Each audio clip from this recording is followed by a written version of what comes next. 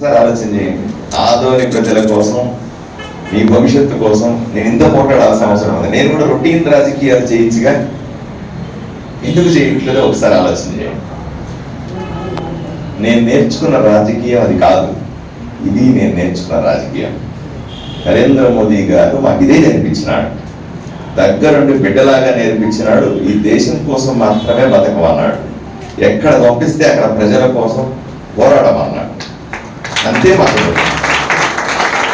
అందుకనే అట్లా పోట్లాడతాను. వచ్చినాను ఈ రాజకీయాలు ఇట్లా మాట్లాడడం మొదలుపెట్టిన తర్వాత ఎన్నో విషయాలమ్మా. ఆధునిక వస్తే ఎన్నో విషయాలు నాకు రాగానే ఇప్పుడు అన్న చేతిలో తప్ప ఇట్లా మడిచి ఒక పేపర్ పెట్టాడు. ఏ మీటింగ్ కన్నా పోండమ్మా, నేను పొద్దు నుంచి 8 మీటింగ్లు కూడా 8 పేపర్లు ఇస్తాను నాకు. ఇట్లా ఈ ఊరు సర్వనాశనమైంది. ఈ ఊర్లో వారానికి ఒకసారి మంచినీళ్ళు వస్తాయి. ఏమంటే వారానికి ఒకసారి మంచినీళ్ళు ఇస్తే మనిషి ఎట్లా బతుకుతారు సార్ మీరు చెప్పండి సార్. పోనీ వారానికి ఒకసారి మంచినీళ్ళు అనేది దేవుడు చేసిన తప్ప అంటే కాదు. మీకు అర్థం కావాల్సింది చాలా స్పష్టంగా చెప్తా ఉన్నా. మనకు రామజల చెరువు ఉందమ్మా, మీకు తెలియాలా ఎందుకు నీళ్లు రావని. రామజల చెరువు ఉంది. ఆ చెరువును కాపాడుకోమని, ఆ చెరువులో వర్షాకాలంలో కొండల మీద నుంచి నీళ్లు పడతాయి ఆ చెరువులో. ఆ నీళ్లు మనం కాపాడుకోవాలి, దాంట్లో బ్యాక్టీరియా పెరగకుండా చూసుకోవాలి.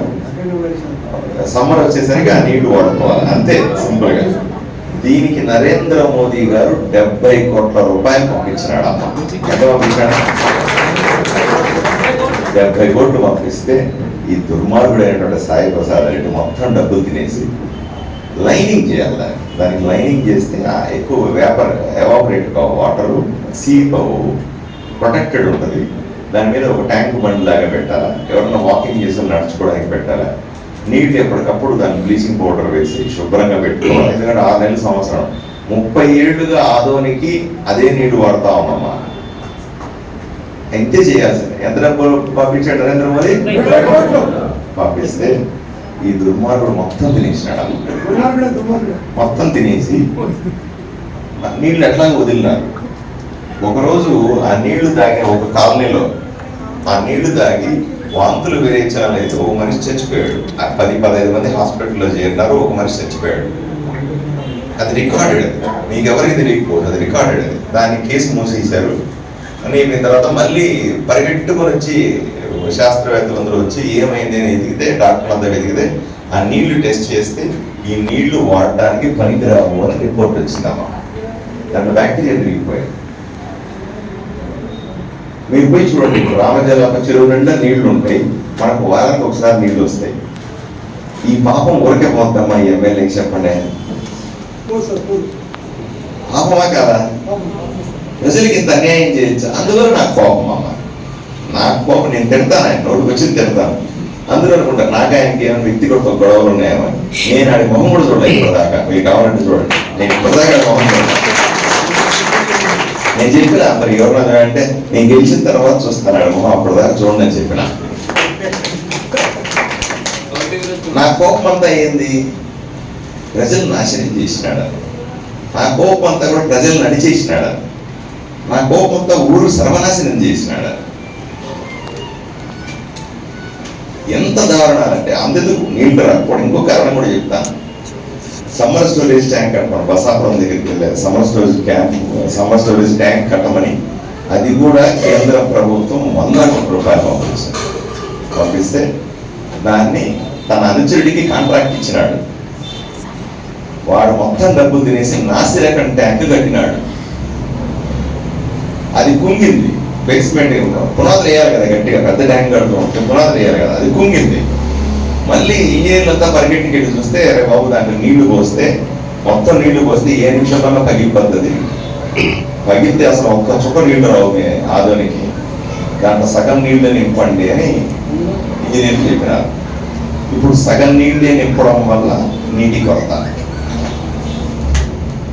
ఆలోచన ఇట్లా చేయొచ్చా? ఒక ఊరిలో ప్రజల్ని మనుషులుగా కూడా చూడకుండా మనుషుల్ని పురుగుల్లాగా చూసేవాడి మీద కోపం ఉంటుందా మళ్ళీ చెప్పాలి. నేను తిట్టే దాంట్లో న్యాయం ఉందా లేదా పెద్దలు చెప్పాలి. మీరు చెప్పండి అమ్మా. నేను అంత తిడతానంటే న్యాయం ఉందా లేదా? ఏం నాకేమైనా చేశాను తిడతాను? ఇప్పుడు ఊరి నాశనం చేసినాను తిడతా ఉన్నా. మళ్ళీ వాడికి ఓటేస్తావా అని అడుగుతా ఉన్నా సీరియస్గా. వినాయకుడు ఒకసారి కాదమ్మా, 2 సార్లు కాదు, 3 సార్లు ఎమ్మెల్యే. మీరు చెప్పండి, 10 ఏళ్ళుగా ఆయన ఎమ్మెల్యే కదా, 10 ఏళ్ళు ముందు ఊరు ఇట్లాగే ఉంది, ఇప్పుడు కూడా ఇంకా వరస్ట్గా అయింది తప్ప ఆయన బాగుపడిందా చెప్పాలన్న మీరు. మళ్ళీ చెప్తా ఢిల్లీ నుంచి ఆదోనికి డబ్బులు వస్తా ఉన్నాయి, 100 కోట్ల రూపాయల డబ్బులు వస్తా ఉన్నాయి. విజయవాడ నుంచి ఆదోనికి డబ్బులు వస్తున్నాయి, 100 కోట్ల రూపాయల డబ్బులు వస్తా ఉన్నాయి. అది పేదపాటికి ప్రజలకు చేరట్లేదు, అంతే, చేరట్లేదు. ఎక్కడ పోతా ఉన్నాయి? ఈ ఎమ్మెల్యే సాయంప్రసాద్ రెడ్డి కొట్టేస్తా ఉన్నాడు. ఏ గ్రామానికన్నా వెళ్ళమ్మా, ఏ ఆదోని టౌన్లో ఏ వార్డు కన్నా వెళ్ళండి, అమ్మలు అక్కలు ఇటు చుట్టుకుంటారు నన్ను. ఓకే, 100 మంది చుట్టుకుంటారు. అందరూ చెప్పే ప్రధానమైన సమస్య మాకు మరుగుదొడ్లు లేవు. ఆడవాళ్ళు ఈ రోజు కూడా ఆదోనిలో ఎన్నో వార్డుల్లో ఎన్నో గ్రామాల్లో బహిరంగ మరుగుదొడ్లు వాడుతూ ఉంటారు. నిజమా కాదా? నిజం కాదా? నేను అనుకోను నిజంగా డబ్బులు లేవు. నరేంద్ర మోదీ గారు కోట్లాది రూపాయల్ని ప్రతి ఇంటికి మరుగుదొడ్డి ఉచితంగా కట్టించండి, ఇంటి దగ్గర స్థలం లేకపోతే మున్సిపల్ స్థలం ఉంటుంది, పార్క్ ఉంటుంది, దాంట్లో కట్టించండి అని కోట్లాది రూపాయలు పంపిస్తే 5,000 మరుగుదొడ్లు కట్టినా అని బిల్లు పెట్టి కోట్ల రూపాయలు దొరికేశాడు ఈ సాయి ప్రసాద్ రెడ్డి. ఎవడన్నా మరుగుదొడ్ల మీద సంపాదిస్తాడా? వీడేమన్నా మనిషి? ఆలోచన చేయగలమ్మా, వీడేమో మనిషి అసలు సంపాదించదు. నువ్వు దీంట్లో సంపాదించడం పర్లేదు. ఆడవాళ్ళకి అమ్మ అక్క చెల్లి అన్న, మీరు సీరియస్ చెప్తాను, మన ఇంట్లో మన అక్కకో అమ్మకో మన చెల్లికో మన బిడ్డకో అట్లా వెళ్ళమంటే మరి దొడ్లకి ఎంత బాధ వేస్తుందా? మీకు బాధ ఉందా లేదా చెప్పండి, ఉందా లేదా చెప్పాలి. నాకైతే కన్నీళ్ళు వస్తాయి ఒకసారి. ఏంది కష్టం ఈ ఊరికి? ఏంది అణిచివేత? ఎందుకు ఇట్లా హింసిస్తా ఉన్నారు ప్రజల్ని? దీనికి బాధ్యులు మీరంతా కాదా? మీరే కదా ఓటేసింది. ఆ నీచుడికి ఎమ్మెల్యేగిరి ఇచ్చింది ఎవరు? మీరు కదా. మీరు ఓటేస్తేనే ఎమ్మెల్యే అయినాడు, మీరు ఓటేస్తేనే కళ్ళు నెత్తికొచ్చినాయి, మీరు ఓటేస్తేనే మిమ్మల్ని తొక్కుతా ఉన్నాడు, మీరు ఓటేస్తేనే మిమ్మల్ని నడిచేస్తా ఉన్నాడు. ఇంకెంతకాలం భరిస్తారు అని మిమ్మల్ని సూటిగా ప్రశ్నిస్తా ఉన్నాను. చిన్న పిల్లి అన్న, పిల్లిని రూమ్ లో వేసి కొడితే తిరగబడదా చెప్పమ్మా మీరు చెప్పక్క. చిన్న పిల్లని రూమ్ లో వేసి కొడితే తిరగబడుతుంది. ఆదోళనలో ప్రజలు తిరగబడరా? ఏం పౌరుషం లేదా? పిల్లికున్న కోపం మనకు లేదా? ఆలోచన చేయాలి కదమ్మా. ఎవరన్నా ఒక అక్క చెప్తాను, ఇంటికి వేడి దగ్గర చీర కట్టుకుని నిలబడాలంట, వీడేమో ఊడి పడినాడు పై నుంచి అని అడుగుతా సమాధానం చెప్పాలి. మీరు ఎందుకు ఓట్లు వేస్తారు నాకు? మీరు ఎవరికైనా ఎందుకు ఓట్లు వేస్తారు? మీ కష్టాల్లో ఉంటామని, మీ నష్టాల్లో ఉంటామని, మీకు ఇబ్బంది అయితే మా దగ్గరకు వచ్చి చెప్పుకుంటారని, మాకు చెబితే మేము సమస్యలు పరిష్కరిస్తామని కదా మీరు మాకు ఓట్లు వేస్తారు. ఎండ్ల దగ్గరకు వచ్చి జైలు కట్టుకోవడం ఏంది? ఎండ్ల దగ్గర వచ్చి ఎండలో నిలబడటం ఏంది? గేటు దగ్గర ఉంటే పోలే అని తెచ్చడం ఏంది? మీకు అసలు కదా మనకు అన్నమయ మనం ఉందా లేదా? అన్నం తినకపోయినా పర్లే, పస్తులున్నా పర్లేదు, ఆత్మాభిమానంతో బతకాలన్నా లేదా మీరు చెప్పాలమ్మా. మన భర్తలు, మన బిడ్డలు, ఆడవాళ్ళు, సాటి ఆడవాళ్ళు పోయి అక్కడ గేటు దగ్గర నిలబడితే తిట్టి తెరమేస్తున్నారంటే, అసహించుకుంటారంటే ఏ స్థాయిలో అతనికి కొవ్వెక్కిందో ఆలోచన చేయాలి కదమ్మా. అందుకే నేను వచ్చిన. పాపాలు పండితే ఎవడో ఒకటి రావాలి కదన్నా, మీరు చెప్పండి. పాపాలు పండితే ఎవడో ఒకటి రావాలి కదా. నరేంద్ర మోదీ గారు నన్ను పంపించిన, మీరు ఆశీర్వదించండి.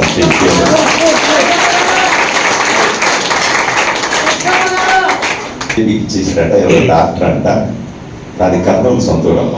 నేను లాస్ట్ టైం కర్నూలు ఎంపీగా పోటీ చేసిన. కర్నూలు అంటే బీజేపీ డాక్టర్ అంటే నాకు లక్ష మెజారిటీ నేను హాయిగా నిద్రపోతానని చెప్పినాడు అందరితో. 10 రోజులు గడిచిన తర్వాత 20,000 నాకు మెజారిటీ రాదు. ఇప్పుడు వర్షానికి లక్ష మెజారిటీ వచ్చేలా ఉంది, ఏం చేయాలంటున్నాడు మనిషి. నేను చెప్పిన 600 100 6 ఈ దూరానికి సాయి ప్రసాద్ రెడ్డి ఏలాడినా సరే నేను ఎమ్మెల్యేనే.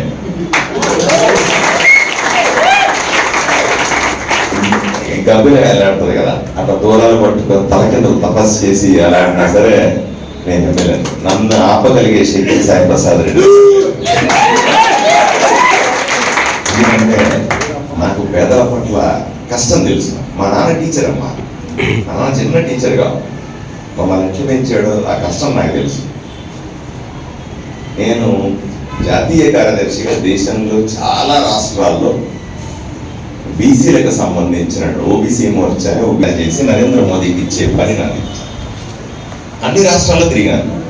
ఏ రాష్ట్రంలో కూడా పరిస్థితులు లేవంటే నమ్మాలి.